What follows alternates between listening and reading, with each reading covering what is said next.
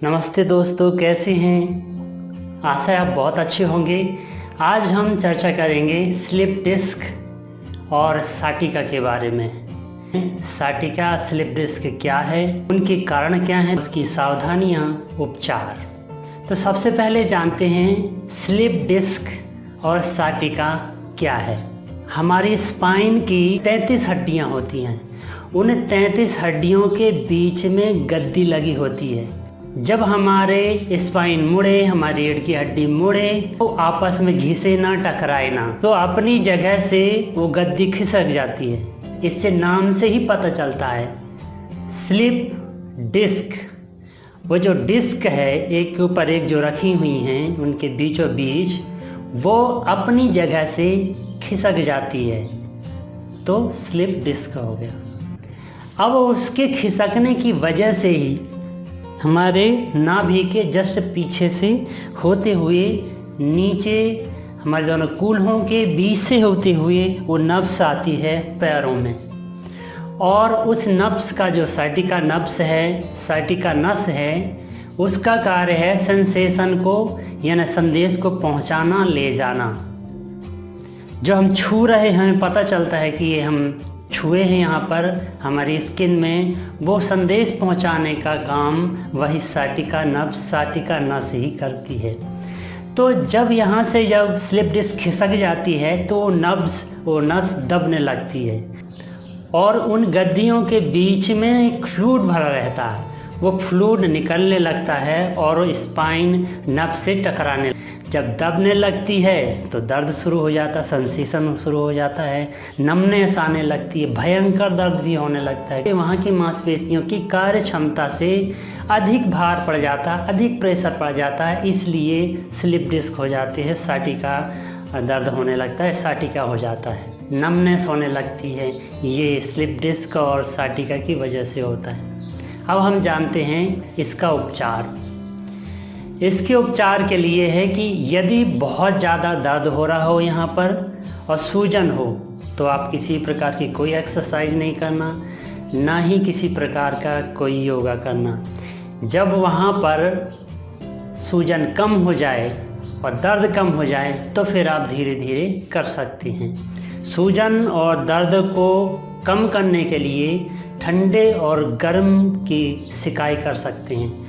एक टॉवल लीजिए, 2 बर्तन रखिए, एक में गर्म पानी सेंधा नमक डाला हुआ और एक बर्फ़ वाला पानी। उसी टॉवल से एक बार गर्म पानी से थोड़ी देर रखें, यहाँ पर हटा लें, फिर उसे निचोड़ करके फिर ठंडे पानी की रखें, फिर वहाँ पर रखें। तो इसे ऐसा करने से दर्द कम हो जाता, सूजन कम हो जाती है। और किसी भी दर्द निवारक तेल हो, उससे हल्के हल्के मालिश करें। जब दर्द कम हो जाए, सूजन कम हो जाए, तब फिर हम योगा की ओर बढ़ें, या आप योगा करें या किसी प्रकार की कोई एक्सरसाइज करें। बहुत दर्द और बहुत सूजन होने पर किसी प्रकार की कोई एक्सरसाइज नहीं करना है। तो उपचार के लिए और बहुत सारे साधन हैं या बहुत सारे मेडिसिन्स हैं, लेकिन सबसे अच्छा उपचार योगा है। तो योगा में आइए हम जानते हैं कौन कौन से आसन हैं। सबसे पहले मार्जरी आसन। मार्जरी आसन के लिए धीरे धीरे ही करें, ऐसे ही दोनों घुटनों में स्पेस, बहुत ज़्यादा आगे नहीं, बहुत ज़्यादा पीछे नहीं। श्वास लेना है, कमर नीचे, श्वास छोड़ना है, कमर ऊपर, धीरे धीरे।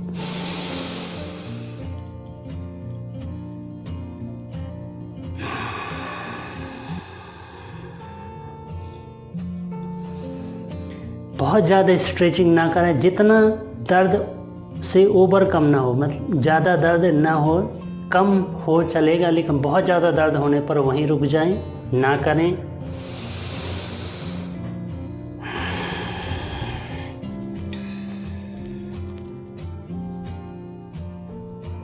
इस प्रकार से स्ट्रेच करें। सावधानियों में यदि आप जब खड़े हों तो स्पाइन को सीधी रखें, घुटने को मोड़ करके हाथों का सहारा देकर ही उठें और बैठें। प्रयास करें कि सामने इस तरह से आपकी स्पाइन नहीं मुड़ना चाहिए। सामने झुकने में कम से कम झुकें या बिल्कुल ही बंद कर दें सामने झुकने। दूसरा आसन है मकर आसन। मकर आसन के लिए लगभग वही बैक पेन कमर दर्द के हैं आसन, वही आसन हैं। एक दो थोड़ा एक्स्ट्रा हैं। दोनों हाथ इस तरह से फेस पर रख लें। पैर ऐसे बहुत दूर फैला के न रखें, ऐसे आराम से रखें और एक एक पैर इस तरह इस प्रकार से एक एक पैर आराम से धीरे धीरे, बहुत प्रेशर नहीं देना।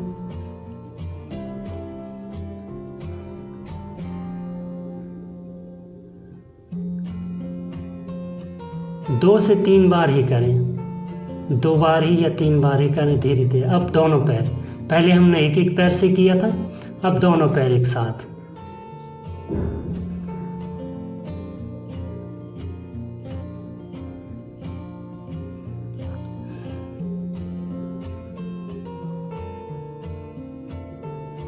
और इस तरह से मकर आसन का अगला पार्ट है रिलैक्स करें। ऐसे भी रख सकते हैं।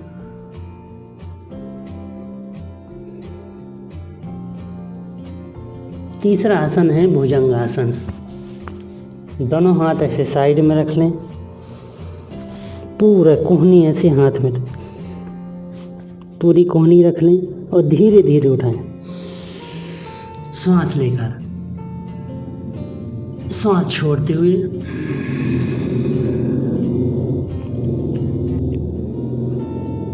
सांस लेते हुए,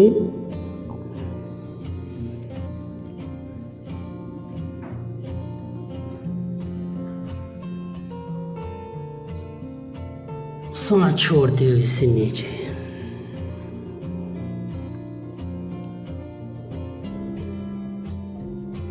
रिलैक्स। अगला आसन है शलभासन। शलभासन के लिए दोनों हाथ थाइस के नीचे रख लें।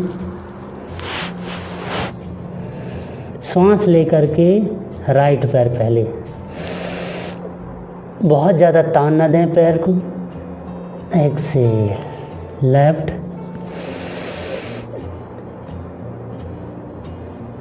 एक्सेल। ये अर्ध शलभासन है। एक्सेल। आपको कम से कम 1 हफ्ते होने के बाद ही अर्ध शलभासन ही करें। जब 1 हफ्ते हो जाए फिर बीच में एक आध बार इस तरह से दोनों पूर्ण शलभासन 1 से 2 बार कर सकते हैं। बहुत ज़्यादा पैर ना उठाएं। एक्सेल।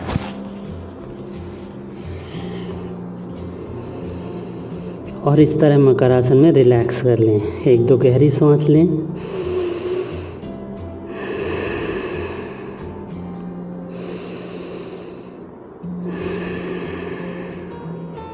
नेक्स्ट है भुजंग आसन का ही पार्ट।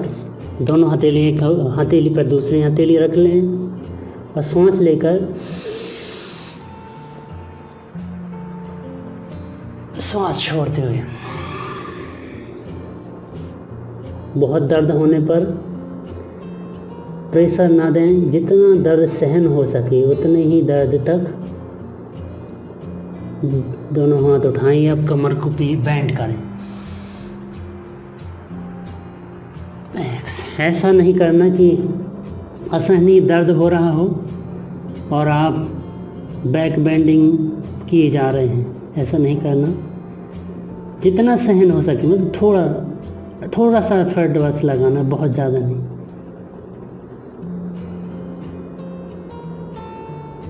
असहनीय दर्द होने पर, बहुत ज़्यादा प्रेशर देने पर दर्द और बढ़ सकता है। और धीरे धीरे करते रहेंगे तो वहाँ की मसल्स हैं, मसाज होगी, वहाँ पर खून का संचार हो, रक्त का संचार होगा, मसल्स एक्टिवेट होंगी।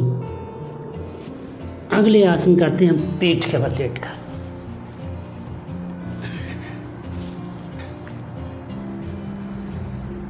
अगला आसन करते हैं उत्तान पादासन। दोनों पैर पास में रख लें, श्वास लेकर राइट पैर उठाएं, श्वास छोड़ते हुए नीचे अर्ध उत्तान पादासन। लेफ्ट,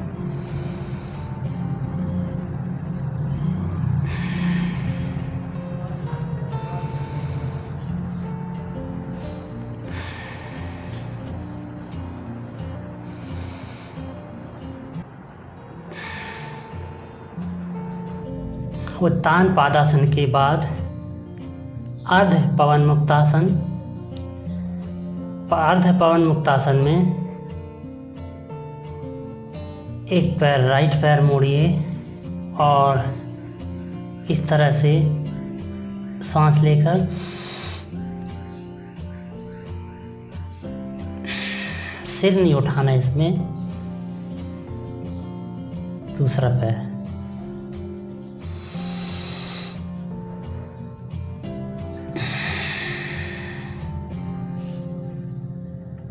कम से कम 2 बार करें।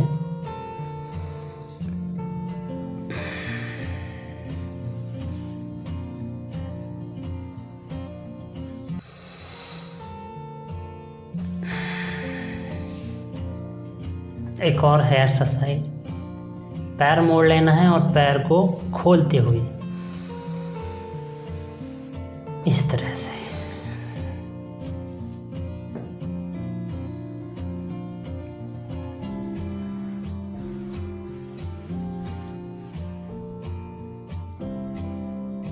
लेट करके आराम आराम से 3 से 4 बार।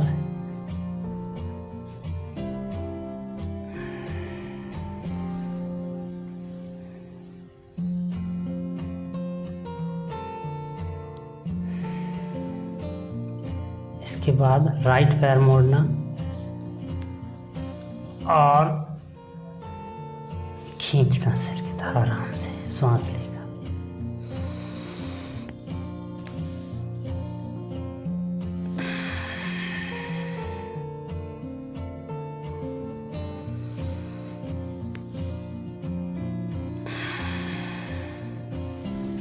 बहुत जोर नहीं लगाना।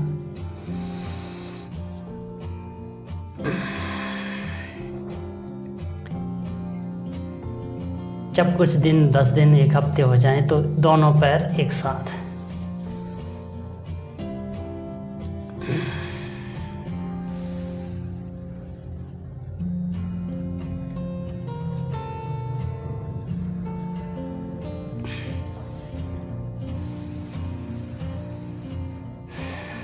और इस तरह से श्वास लेना।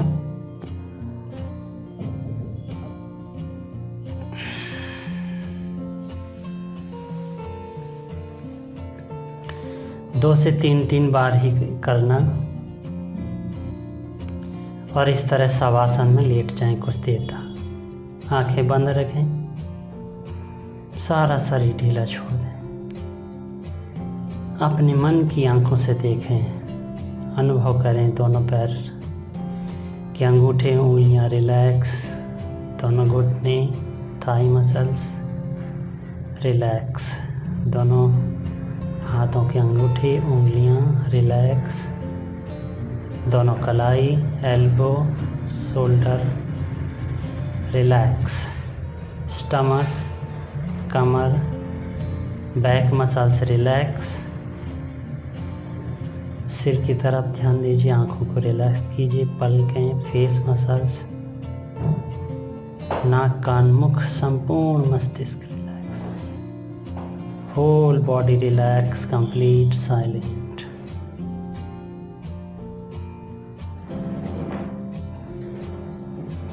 और लेफ्ट करवट लेकर ऐसे बैठ जाए।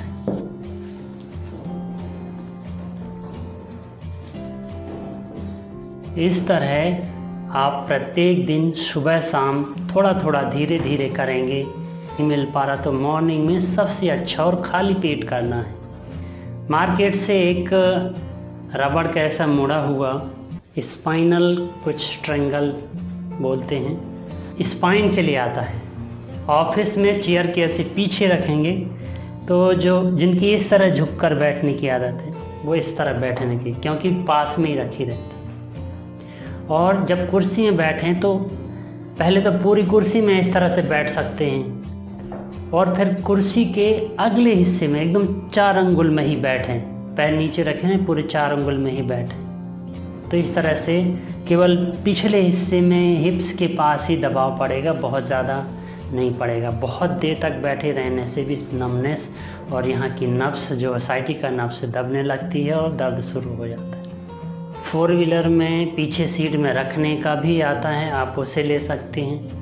इन सभी बातों का ध्यान रखेंगे, धीरे धीरे करेंगे तो आपको निश्चित रूप से आराम मिलेगा। मिलते हैं इस किसी चर्चा में, तब तक के लिए आप सबको नमस्ते।